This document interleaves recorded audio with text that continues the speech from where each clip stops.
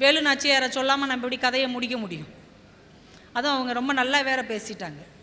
நம்ம பழைய சங்க காலத்தில் பெண்களுடைய வீரம் எப்படி இருந்ததுங்கிறதுக்கு ஒரு பாட்டு சொல்லுவாங்க.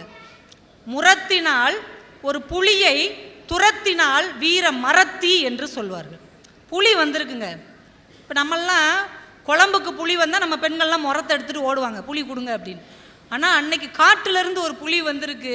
நம்ம அப்பத்தா என்ன பண்ணியிருக்கா, கையில் இருக்க முரத்தை எடுத்து சத்துன்னு அடித்து போரியா இல்லைன்னு விரட்டி விட்ருக்கா. எவ்வளோ பெரிய வீரம்! நமக்கு இது ஒருவேளை கதையாக இருக்குமோ? நல்லா கதை விட்றாங்கடா சங்க காலத்தில்.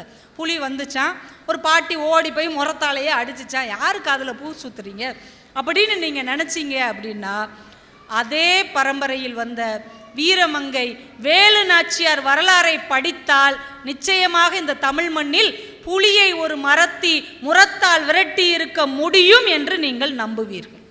அவ்வளோ பெரிய ஆற்றலும் திறமையும் வீரமும் நிறைந்தவள் நம்முடைய வேலு நாச்சியார். அவங்க கூட